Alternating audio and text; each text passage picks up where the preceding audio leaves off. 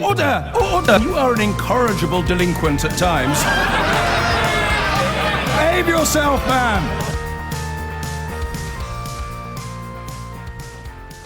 I will begin by asking you a question that I once posed to Donald Trump's pal Roger Stone, because you wonder how these things happen, and I think the answer is actually sometimes complacency or exhaustion. You are being lied to on a scale that I don't think we have seen before in the Western world in living memory. You have a Prime Minister claiming that a bill was blocked in Parliament that was actually passed. You have a Home Secretary claiming that freedom of movement is somehow linked to terrorism, or that Brexit will somehow allow us to do things that we're perfectly capable of doing today. And you have a President of the United States. The phrase the free world still sticks in my craw, actually, because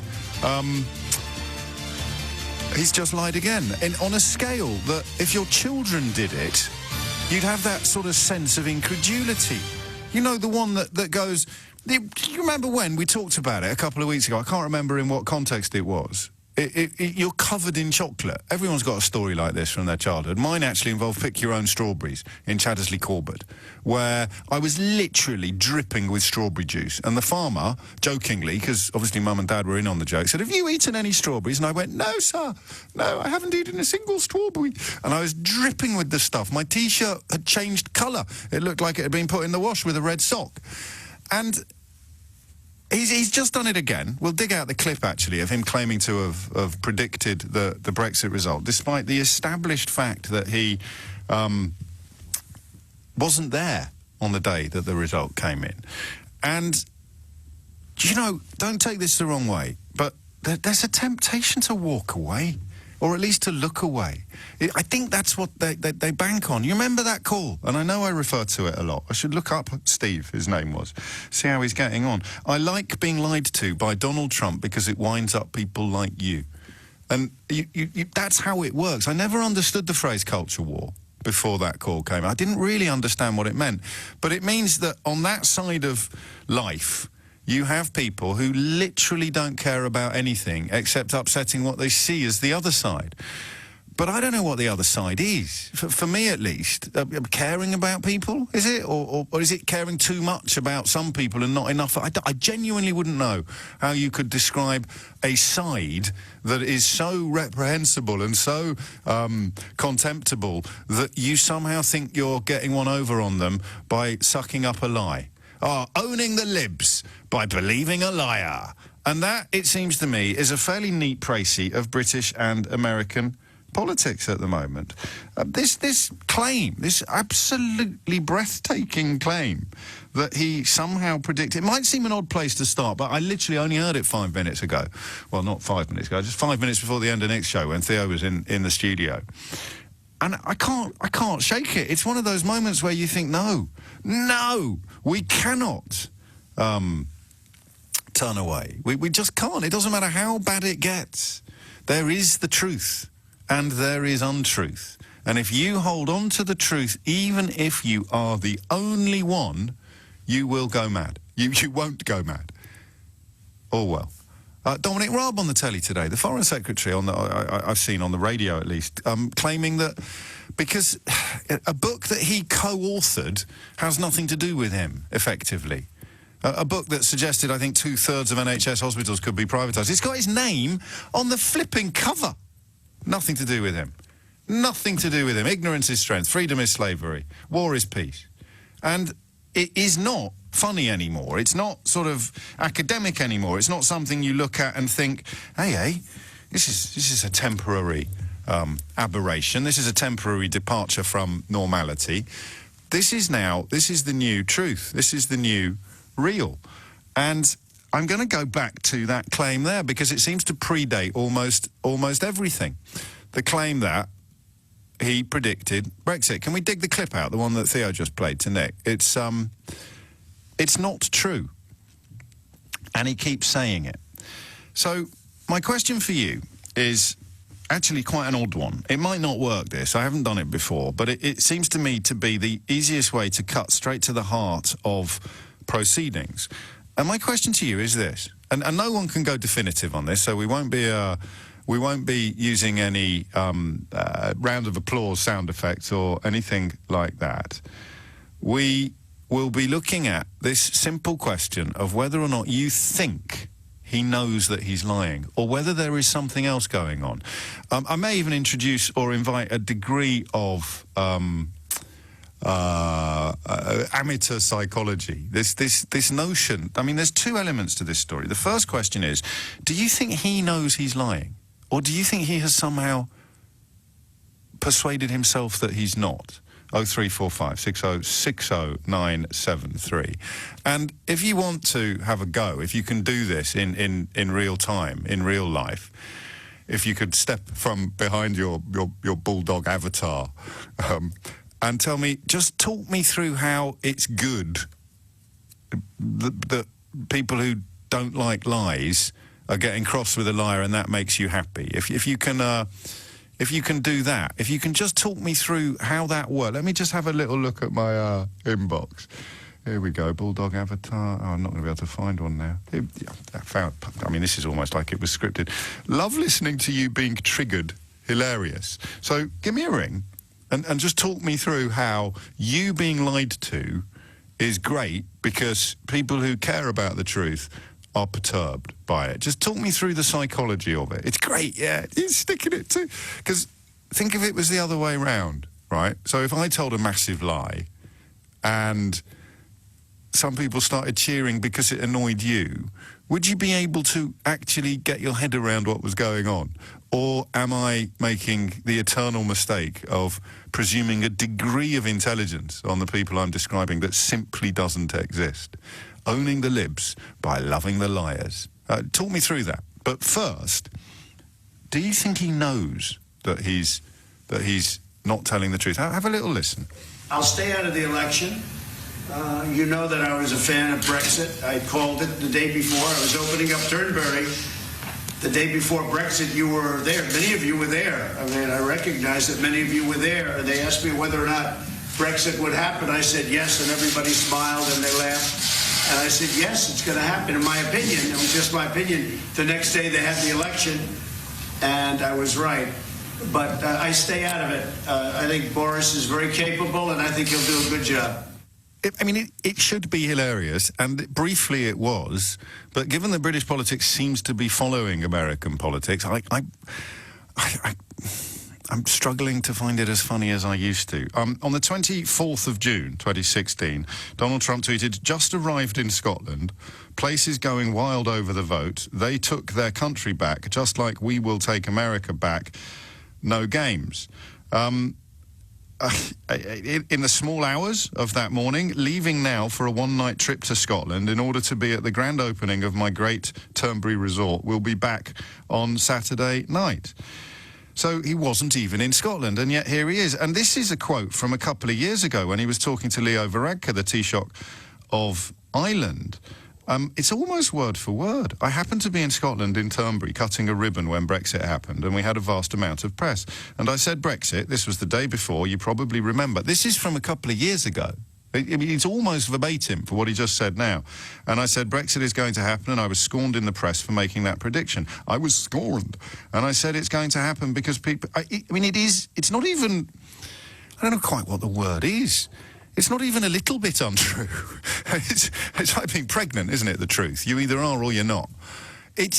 Even now, after all these years, unbelievable to reflect upon the sheer scale of dishonesty. Let's have a look at John in Romford. James, are you ever going to call out lies on the side you support?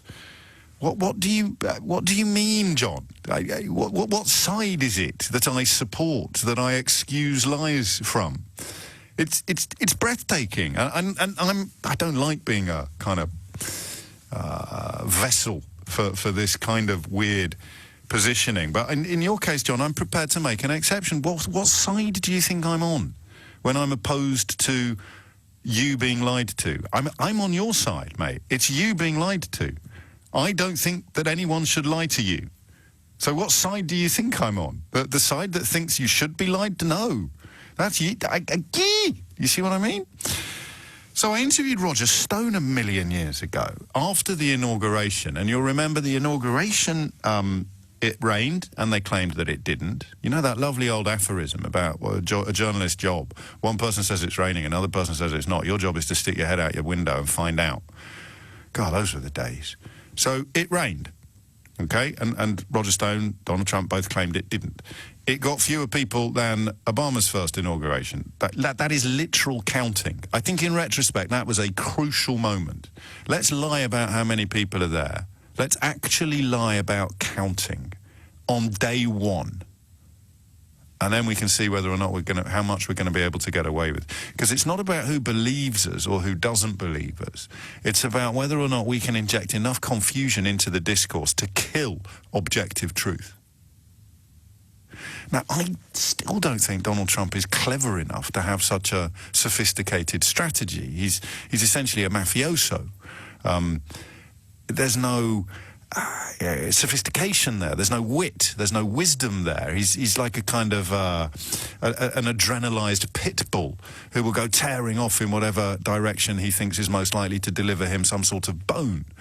But when you think of it in those terms, lied about the numbers, lied about the weather. Arrives in London today, lies through his teeth, straight down the camera to you, to me, to John in Romford, to all of you, to all of us. So my question for you is very, very simple. And in the first instance, I'd like to confine it to this question and this question alone, okay? Do you think he knows he's lying, or is there something else going on? 0345 6060 973. Well, the question is a remarkable one, really, given the relative complacent consensus of most of the 20th and early 21st century political landscape in the West. When Donald Trump lies to you, do you think he knows he's lying? Or is something else going on? Let me give you another example. That line I shared with you, it's not my own. Someone pointed it out to me.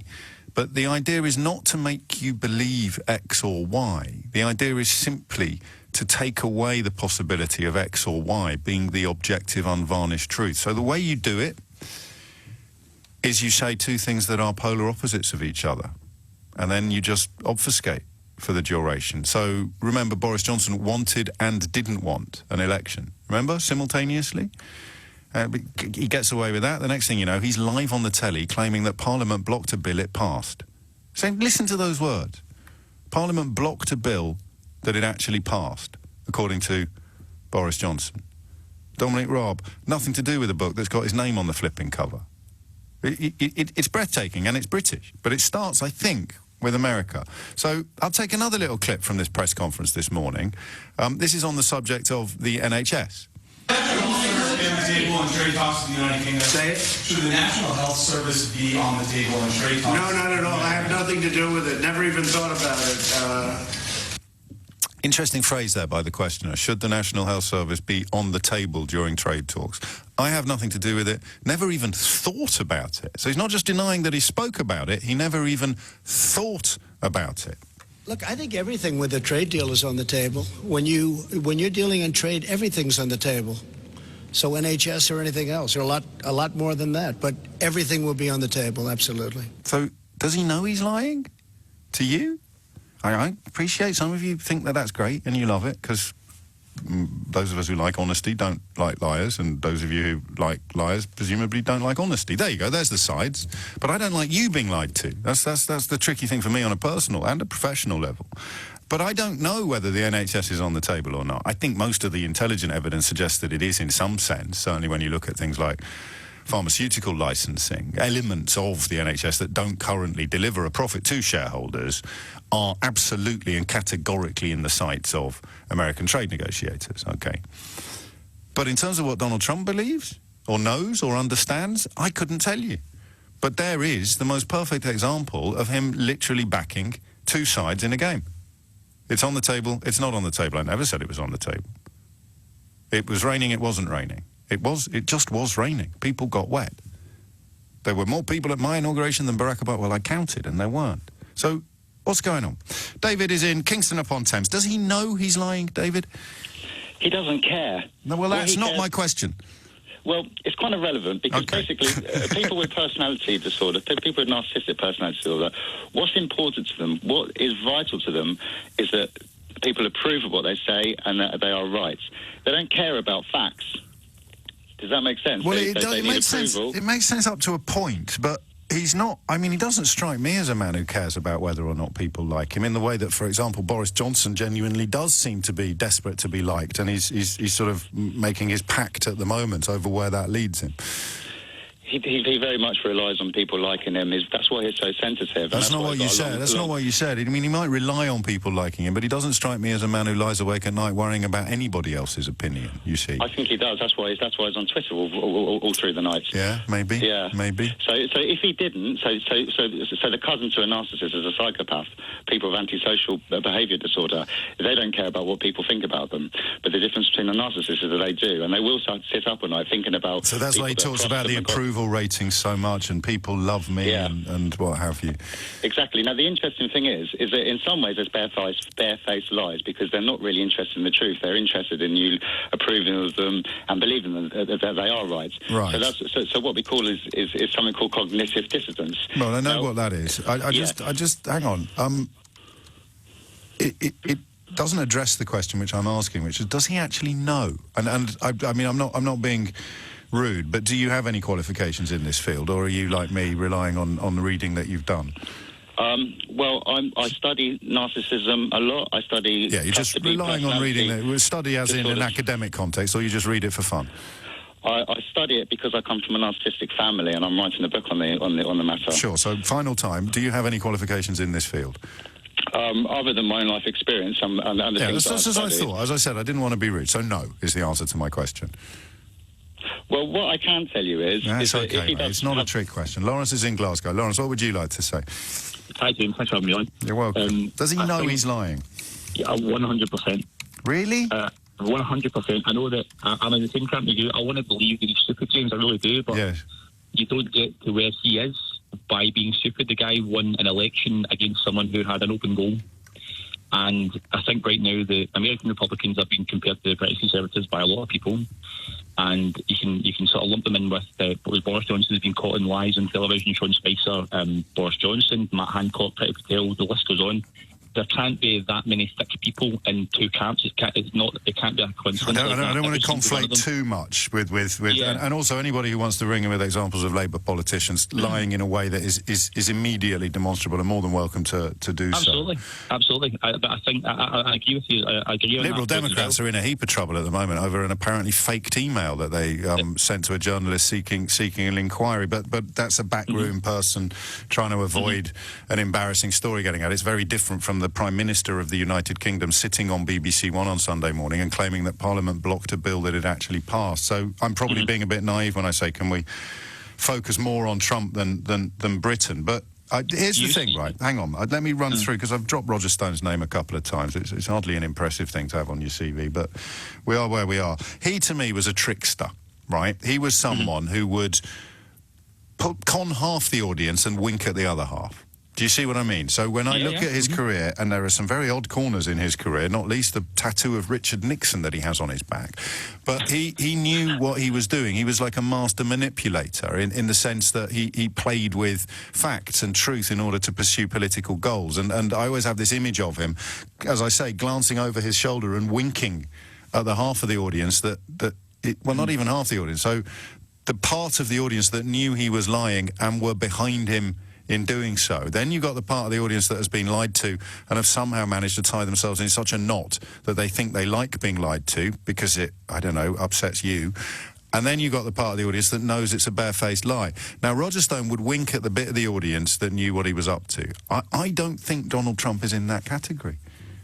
I think he is. The more time goes on, I think he is. I genuinely do. So if you gave him a truth drug, and you said, have you ever said that the NHS is on the table in these negotiations? What would he say? I mean... no, let me ask you a different question. If you gave him a truth drug, and I know that there is no fully reliable truth drug, we're flirting with the realms of fantasy here, but if you gave him a truth drug now and said, did you predict Brexit at Turnberry the day before it happened, what would he say? Because I think he'd say yes. I used to. I think the more time goes on, I genuinely think that I used to think that it gets worse and worse every day.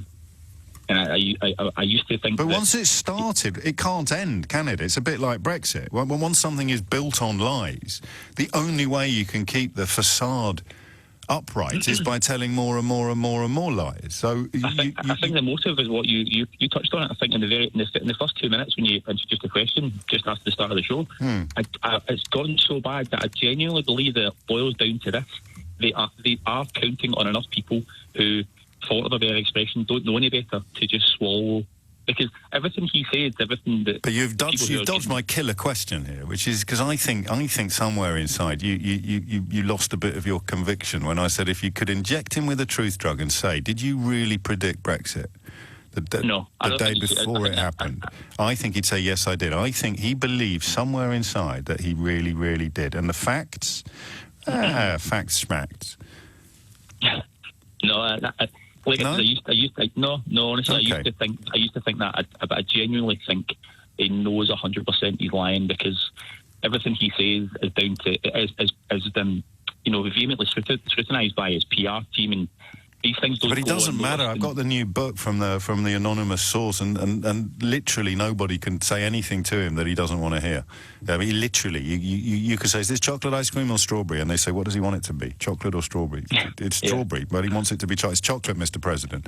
I don't know, and the reason I was a little impatient with the last caller is because you do need some sort of diagnostic qualifications to make sweeping statements about personality disorders. There's a lot of chatter in America about dementia and drugs, and that visit to the hospital the other day that has been reported in very strange terms, and White House sort of internal politics. The number of people that are facing criminal charges or already in prison from his campaign team and his inner circle is quite breathtaking. I don't know what you can see that I can't see. You think he's a genius? You think he's a malevolent genius? I guess I used to agree with exactly what you're saying. My point is, I think that as the more time passes, I'm just coming around to the fact that I don't think he's a genius. I don't think he's a genius, but I think that. But let's think of a better word then. What's a better word than genius? Because you do. If he's pulling this off, if he's simultaneously inflating truth and untruth as equals, then there is a degree of genius involved in there, unless he's just doing what he's told. Coordinated and calculated to there's a lot of people behind them driving that train. It started with Steve Bannon, and I think it's not just Trump they're talking about here. I think they're talking about a large team of people. And let me tell you what the New York Times reported yesterday. Britain, whose election is breaking down under the pressure of manipulation, increasingly looks like the United States. Truth and falsehood have become malleable concepts. Anything goes. Which presumably 100%. A significant number of people listening go, yay! Woohoo! Manipulations, falsehoods, that's what we want. That's how we own the libs, by believing lies. I can't get past that this morning. It seems such a strange state of affairs. That's the second strand of our inquiry this morning. Talk me through why people who don't want you to be lied to, being upset that you're being lied to, is good news for you. 0345 6060 973. And the main course this morning is, does Donald Trump know he's lying, or is there something more complicated going on? Two questions, odd ones, but really important ones. I do. The more you read about the 1930s, the more you realise that actually just sort of sitting there quietly waiting for someone else to turn up and do the right thing is unlikely to deliver the results you desire. So we're living in a country now where politicians at the highest level are lying in a way that we've never seen before. And it seems to be following the model established during the last presidential election in America. And the president that won that election is in the UK, and he is telling a couple of lies that are so barefaced and so obvious that I genuinely wonder whether he knows that he's lying. And I don't know what you'd call it, and I don't know what you'd conclude from it. But my instinct is that if you could somehow inject him with a truth serum, then he would genuinely tell you that he believes he did predict the Brexit vote in Scotland the day before it happened, even though he wasn't even in Scotland the day before it happened. And, obviously, I say it with a degree of spluttering going on, because I thought we lived in a world where we could at least all agree whether or not 2 + 2 = 4, right? Or it's raining or it's not raining, okay? I suppose someone could be shaking out a mop on the 7th floor and the person next to you thinks it's raining but you don't. But you'd soon find a period of agreement. So, does he know? And if he doesn't know, holy McMoly, what does that mean? 0345 60 973. Alan is in Belfast. Alan, what do you reckon? He's a liar. That's the easy bit, because here is him saying something that is the easy bit. He tells lies. There's an old saying, you've heard it so many times probably, once a liar, always a liar. And a liar can't stop, because when they tell the first lie, they then have to tell another one to protect it. But they know they're lying. They know they're lying, otherwise there would be no logic to your observation. You need to lie to cover up the last lie. That's my point, James. Yeah. He does know he's lying. And then he has to make it up as fake news when he's called out on it. Yeah. So it's just lie upon lie, layer on layer on layer. So he does know. I mean, if, to your point, if you say you could inject him with a truth serum or truth drug, and he would say that he did predict, he knows that he wasn't in the UK the day before the referendum. He knows that. How do you know he knows? No, well, you know, you're bringing your own clarity to the. So you're suggesting that Donald Trump didn't know where he was. Well, I think that's possible. On the 22nd I think that's more. I think that's more possible and plausible than any of us would like to think. You could tell him he's on Alpha Centauri; he'd probably believe you. It's the greatest place, the greatest. I believe that, you know. Yeah, but he might know. All right, let me try it this way round. The first time he said it, or the second time he said it, at some point he knew it wasn't true because it was shown to him, and he spent so much time on Twitter. You can't not know that it's not true. But it's almost as if for him the truth... have you got your pen and paper ready, Alan? I'm about to say something profound. Can you do a slightly more impressed sound effect? For Donald Trump, the truth is literally what he can get away with. So the minute he's got away with it, something in his strange head leads him to a place where, in terms of what you and I consider the word to mean, if he has got away with it, in his head it's become true. No? No, right. Don't buy it. Okay. Nope. All right, well, chuck your notebook away then. You don't need to keep that one for posterity. It's a good one. It's a good one. I'm sticking by it, but I appreciate I'm not going to be able to sell you a ticket. It becomes true because you know, the NHS thing is slightly different. Here is the tape of him contradicting himself. But the Turnberry thing, the way he says it, the way he uses the same phrases, the way he uses the same sentence structure, you know, it is categorically untrue. And I think he believes it. I genuinely think he believes it. Because how mad would you have to be to think, well, I'll tell that lie again after it's been busted 100 times? And that's where I come to that he's getting away with it, therefore it must be true. And that's his ploy. He obviously, you know, he calls out being called out as fake news. Yes, and people go along with it. People who you and me don't like seeing being lied to think that somehow we're on different sides, and that's where fake news comes in. Someone, if I went into my inbox, someone somewhere will be saying, what about Hillary Clinton's emails? Or something like that, because these ludicrous slogans that you're given that allow you not to think are what propel people like Donald Trump to power. But we insist on thinking, and once we think, I don't know, maybe I'm too nice. I just can't quite believe that this is dishonesty on the brazen scale that it would have to be. I'm looking for some complicated psychological explanation as to how not only can the most powerful man in the world lie through his teeth without ever being properly held to account, but also so how many people can apparently queue up to say, please lie to me some more, Donald, please lie to me some more. I can't make sense. I think there's a generation of people that grew up with politicians that massage the truth.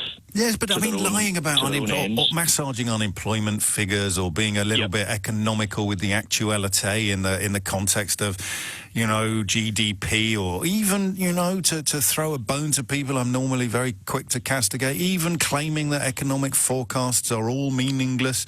There's at least a scintilla of sense in those positions. But to claim that you did X, to claim that you climbed that mountain when you've never been up it in your life, that's a different brand of lying altogether.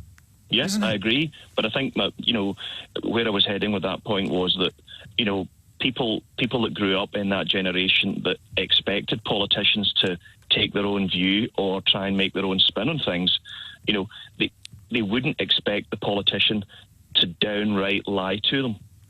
They just, people didn't do that, and that's the gamble. That stands up and says something, they believe what he says. They believe it. Or if it's not true, he's just like all the others. Even though the idea of any other politician, can you think of any other politician in living memory who would have, claimed it wasn't raining while his makeup was running? It's a figure of speech. That's not literally what happened. But that was the thing I tried to pin Roger Stone down on, and he lost his temper a bit. It was quite odd. I thought he'd take it as a compliment when I said, "You're really good at this. You know you're lying." Actually, in retrospect, he was never going to take that as a compliment, was he? You know you're lying. But does Donald Trump actually realise he's lying? Oddly enough, a question that was asked shortly before I felt I could no longer stay at the BBC, because asking questions like that apparently involved a lack of balance. Here is a lie. Yeah, but can you balance it out with? Well, what? What do you balance a lie out with? Graham is in Croydon. Graham, does he know he's lying? No, most of the time he doesn't. There are occasions which are very easy to tell when he knows he's lying. Go on. So the occasions where he knows he's lying, he always says, I don't know. You'll have to ask so-and-so. I know many people are saying, I don't know. He says, I don't know. So he said that when he was caught going onto the plane. Go on. When he was asked about the payoff to the porn star. He goes, I don't know. Right. You'll have to ask my lawyer. I don't know. Okay. He was asked about the who did the Sharpie on the map. Yeah. When he altered the map, he said, I don't know. And it's a very obvious tell that when he knows he's lying. But the other times, he doesn't know he's lying. He just says whatever he's feeling at the time, and that's the truth. So he can say one thing one day, because that's how he feels, and the next day say the completely opposite thing, because that's how he feels. Because he only has... So for him, it is you're expanding on that theory that it becomes true if he gets away with it. It feels true to him if he's getting away. But he's only got an internal frame of reference. An internal frame of reference. So nothing else matters except his own pendulum, as it were. Yes. So that's the truth. That is the truth. So if we hooked him up to a machine and said, did you really predict the Brexit result the day before it happened in Scotland? Well, it felt like it did. Yeah, and also I've said it so many times, and I'm still here. I haven't been struck by lightning. I haven't been struck by lightning. Yeah, it felt like it did. I did. I did. I feel like I did. I feel like I said that. I feel like I predicted it. Yeah. Because that's what I thought. I told a lie once to a very good friend of mine in our second year at university when I had... It might sound trivial, this, Graham, but I feel like you're my father confessor. This morning, and I stole a packet of Jaffa cakes off him and ate them, and I ate them all, and we lived together. Literally no one else could have come into our flat. It was impossible for anyone else to have stolen these Jaffa cakes. And I argued with him and denied. In retrospect, I can't remember why. And by the end of it, after about a week and a half, I think I believed that I hadn't eaten those Jaffa cakes. On some mental plane, I think I was so determined not to admit that I hadn't. Yeah. That I had nicked his Jaffa cakes. And of course, if you have that level of guilt about something, yes, as the time period passes, your memory will assuage that guilt by making it okay in some way. So even if you don't fully believe that you actually didn't do it, you'll say, well, something that will happen in your head that it would have made it less bad. And I feel better. It makes myself feel better. Yeah, but then you're giving him a conscience, which is possibly a phone-in for a different day. Or is that the phone-in that we're having? Are we talking about someone who is... That doesn't apply to Trump because, so in an argument, say you're making an argument and you'll say something, and they sort of say, oh, no, that's not right. Yeah. And then you go, oh, yeah, cool, yeah, what I meant to say. Yes. Trump wouldn't do that. No, he wouldn't, would he? He wouldn't do that. Because... Wow. Do you know anyone like this? Have we ever come across anyone like this before in public life? Or I mean, even in my private life, I don't know anyone who would... Even in the pub, you know, you say something and then everyone pulls out their phone and goes, no, mate, look.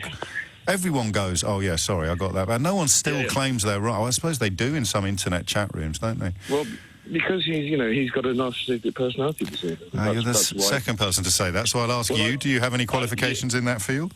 Well, I've got a degree in psychology. That's how you do it. That's how you play it. And the first caller today, with whom I was a little brusque, for future reference, when I say, do you have any qualifications in that field, or are you like me, just going on your reading, you reply, no, I don't have any formal qualifications, James, but like you, I'm fascinated by it and I've read a lot about it.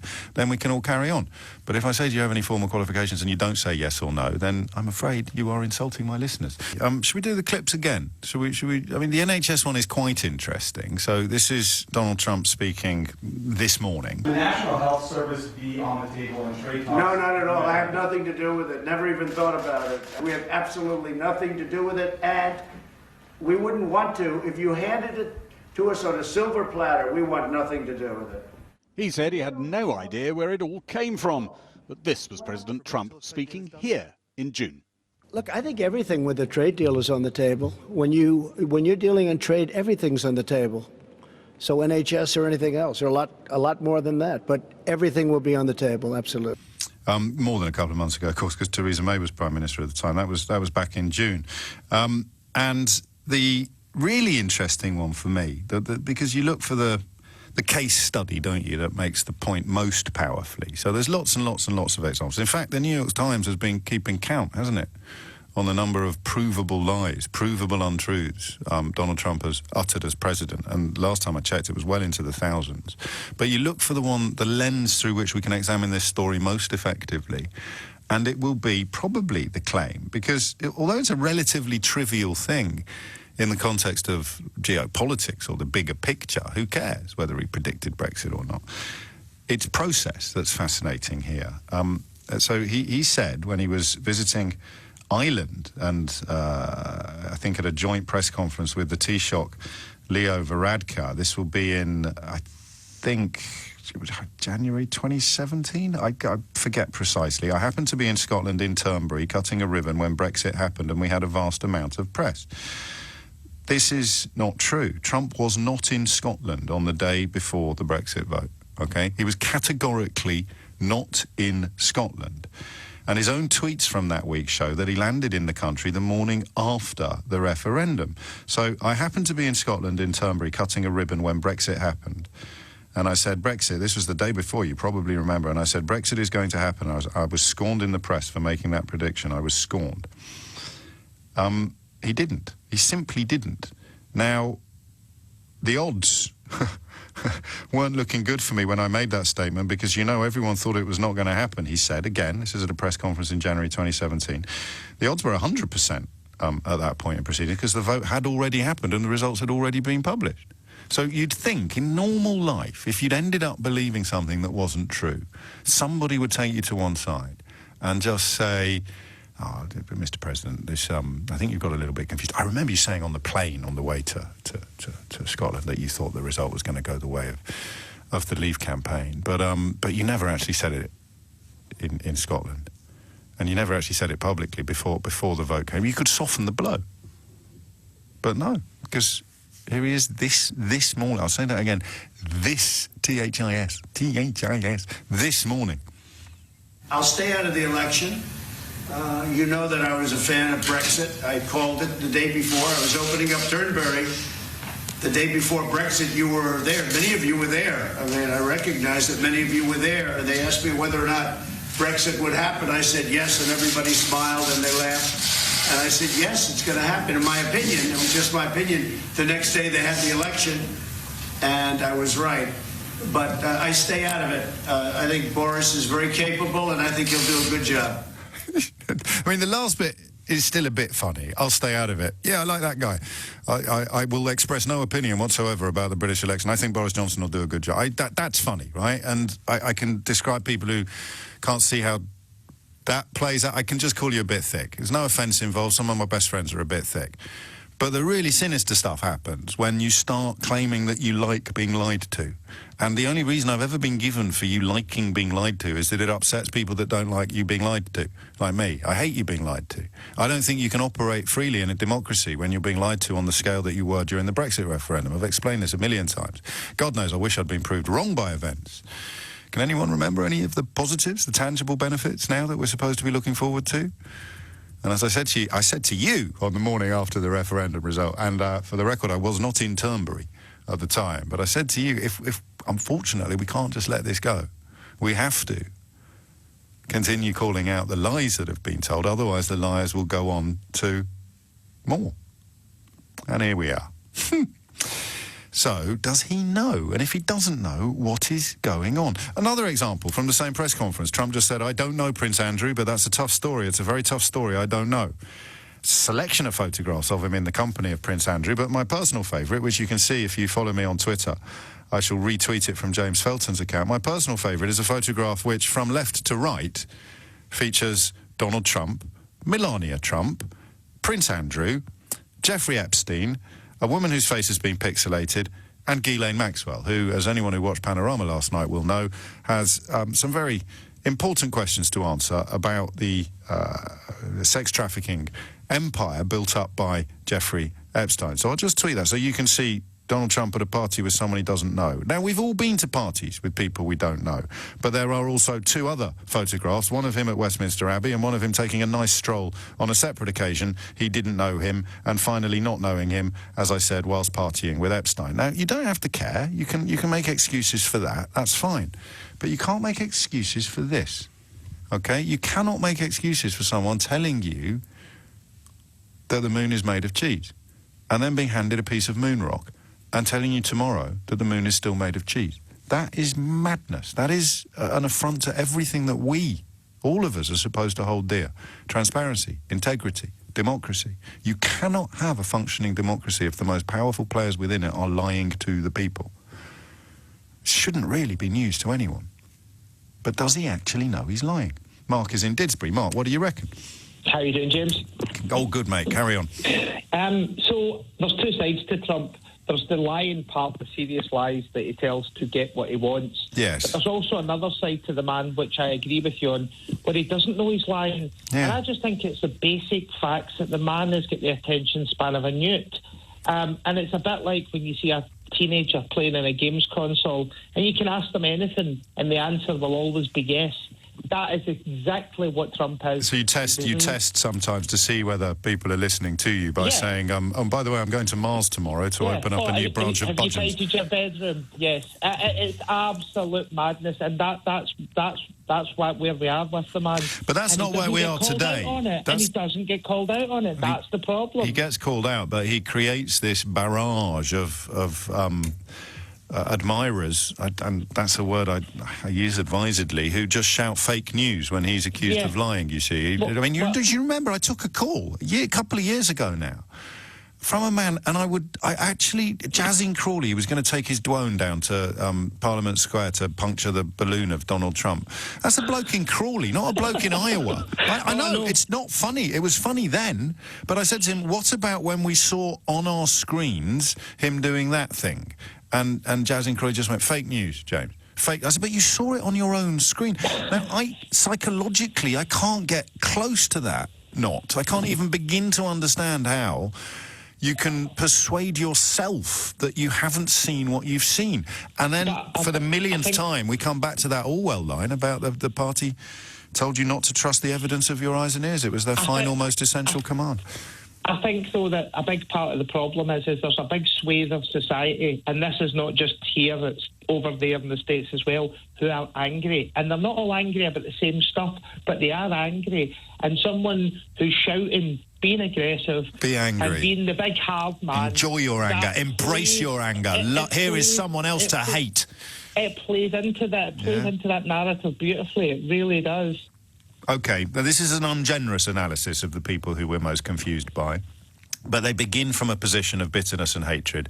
They're not quite sure what it is that they hate or why they are so bitter. That's why they're so susceptible to warnings about expats or migrants. They're susceptible to warnings about transgender people. They're susceptible to being scaremongered about the European Union or about all Muslims or about Polish people. I'm so angry and I'm so bitter, but I don't know why. And then a bloke comes along and just temporarily they don't feel stupid for not knowing why they're so angry, and that's why they love him. I agree with that, and that's why they love him.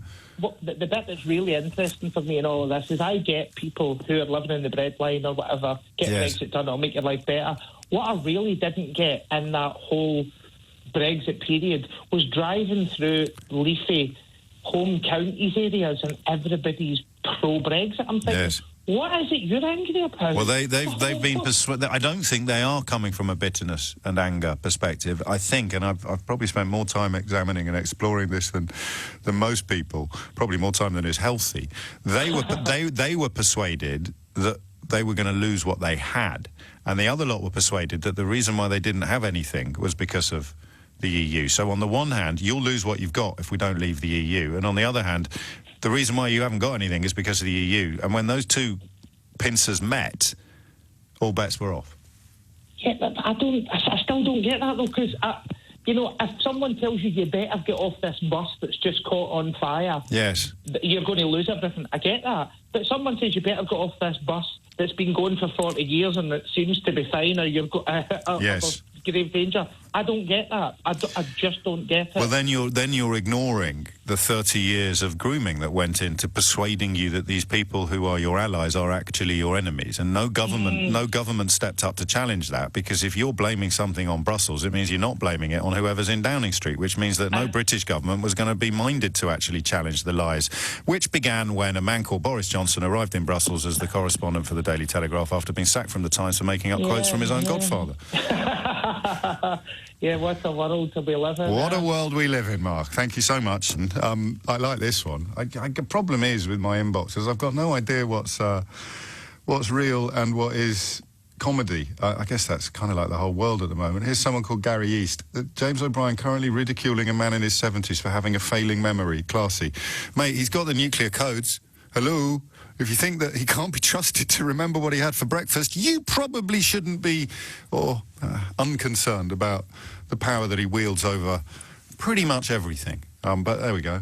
4 minutes after 11 is the time. A little more on this. I'm also expecting to be joined, although she's incredibly busy, by Lisa Bloom, who you may have seen on your television last night. She is representing 5 alleged victims. This is newly. She's already representing a number of Jeffrey Epstein's other victims, including Virginia Roberts, who, of course, was photographed with Andrew Windsor's arm around her waist and alleged again on television last night that she was forced to have sex with him. The revelation at the end of that panorama was the existence of 5 more alleged victims of Jeffrey Epstein, a convicted paedophile who died in a New York jail in August while facing sex trafficking charges, and those 5 claim that they were present when other victims of Jeffrey Epstein were giving massages and what have you. I don't know about you, but sometimes the allegations under discussion are so gross that you almost find yourself reacting more powerfully to the smaller stuff. And for me, it was the idea or the suggestion that even after some fairly profound questions had been raised about Jeffrey Epstein's associations with teenage girls, Andrew Windsor invited him to his own daughter's 18th birthday.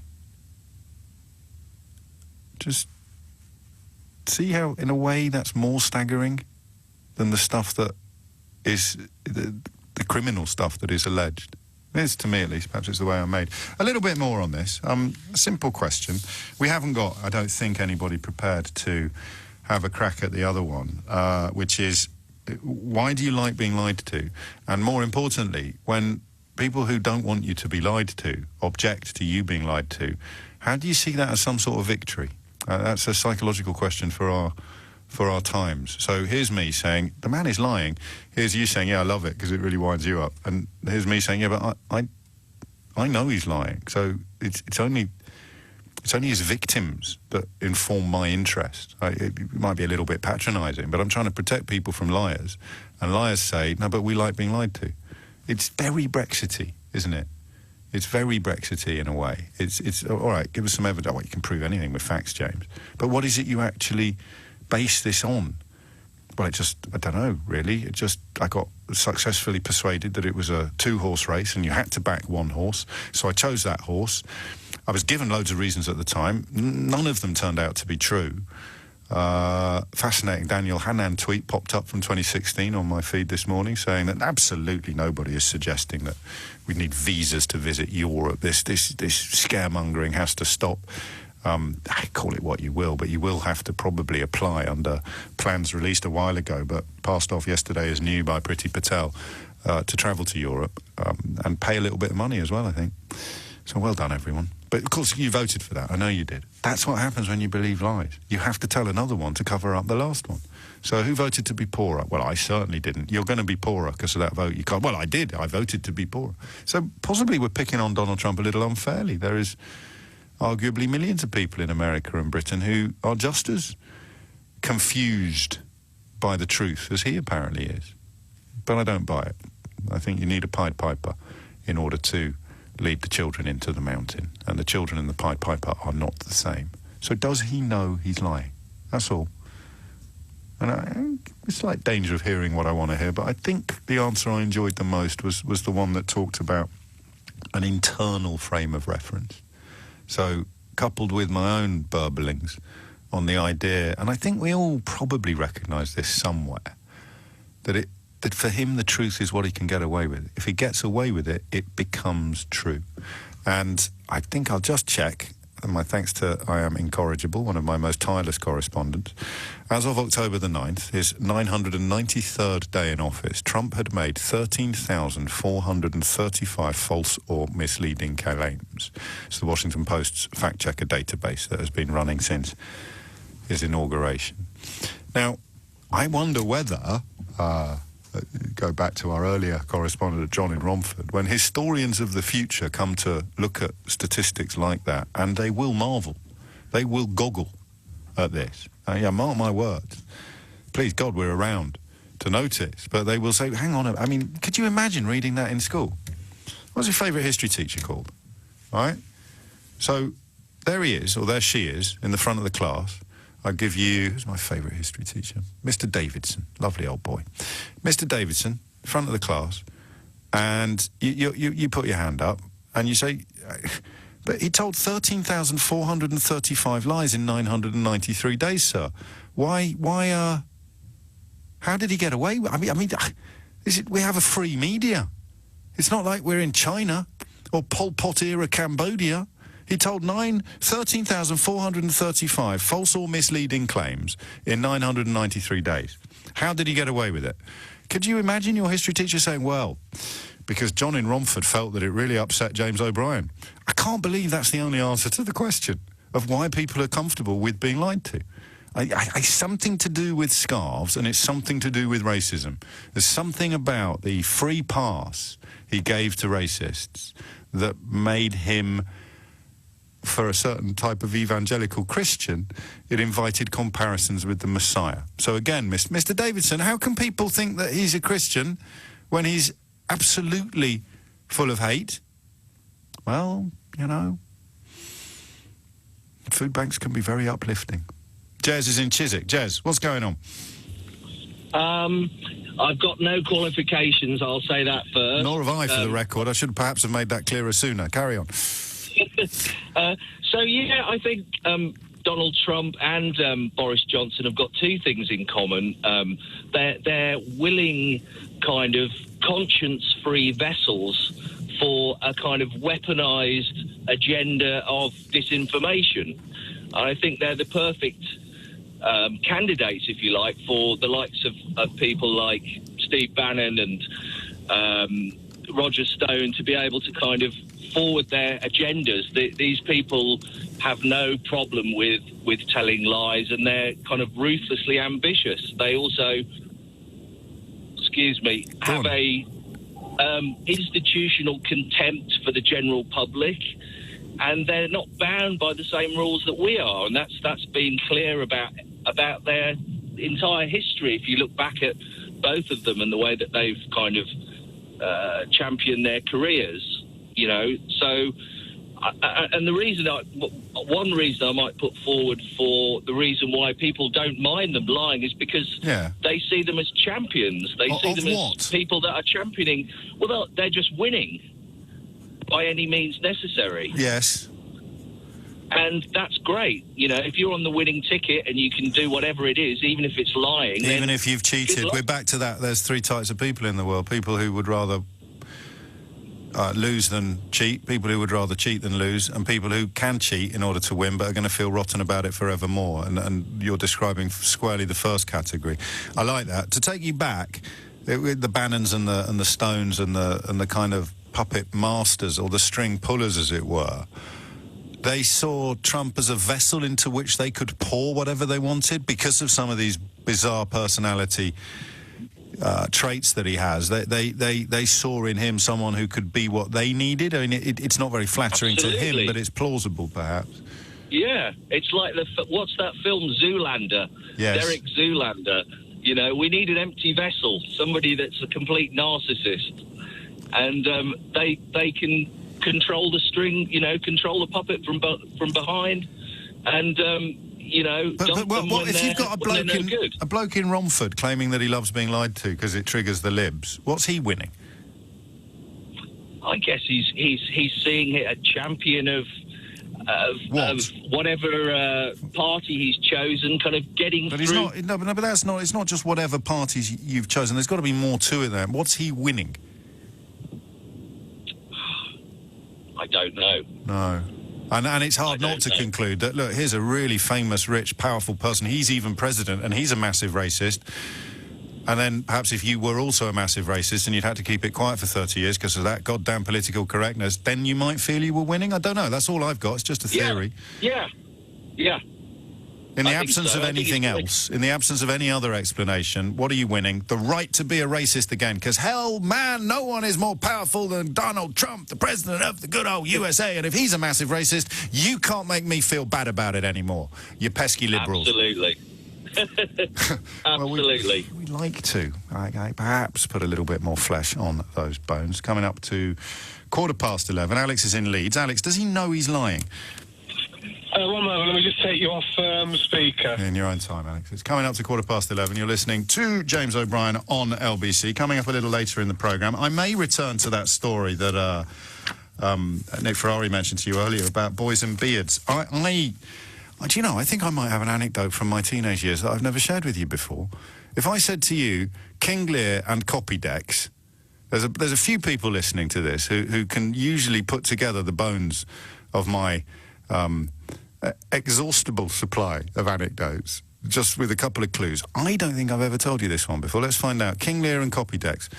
What's the story, Morning Glory? I think they call it crowdsourcing. I'm probably not going to talk to the lawyer representing women who've accused Jeffrey Epstein of various crimes and misdemeanours, because she's also the lawyer who offered to help Harvey Weinstein with I think it was described, let me make sure I get this absolutely right, because we are, after all, talking about lawyers.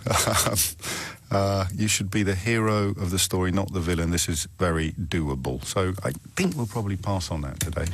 I do want to talk about the Andrew Windsor story. Hand on heart, I don't know how today. I don't know what the question would be. It needs to be, of course, caveated and prefaced by the simple fact that he denies all of the allegations against him. And yet last night's Panorama suggested to me that the story isn't going anywhere anytime soon. That, I presume, was the calculation that he took when he did the interview with Emily Maitlis, which, I mean, is epochal in its impact, and saw, for the first time, I think, in living memory, a senior member of the royal family effectively fired from public duty. But, of course, for many of us, that simply means that he will receive a life of untrammelled luxury and privilege without having to cut the odd ribbon on behalf of his mum. I can't think of a way into that topic today, and yet I sense, and I know that it's very important, and that it is something we should talk about, but I can't, and we will if you want, but I can't think of question or a succession of questions to ask you, which would invite interesting and illuminating contributions. I'll read you this, though, in the aftermath, of course, of Donald Trump saying he doesn't know Andrew Windsor. The Duke of York, this is from June of this year. Sometimes you check the date and you think, well, this must be a few years old. But given that we spent an hour and a quarter wondering whether or not Donald Trump knows that he's lying when he's lying, this morning he said doesn't know the Duke of York. Here he is. This is June 2019. The Duke of York is being used as a secret weapon by Buckingham Palace in the belief that it will be able to diffuse any potential diplomatic disasters during the state visit of Donald Trump. In what has been dubbed golf course diplomacy, British officials have taken the unusual step of ensuring Prince Andrew is alongside the American president for 2 out of the 3 days he will be in the country. I don't know the guy. I don't know him at all. Oddly enough, Donald Trump also claimed that he was not a fan of Jeffrey Epstein, despite the fact that they were reportedly very good mates on the New York nightclub scene back in the proverbial day. But hey, we're living in a post-truth era. 20 minutes after 11 is the time. I'll tell you the beard story later. It's not very good, actually. I've oversold it. It was an extremely painful experience involving Copydex glue and King Lear. If you can work out what, I shall give you the money myself.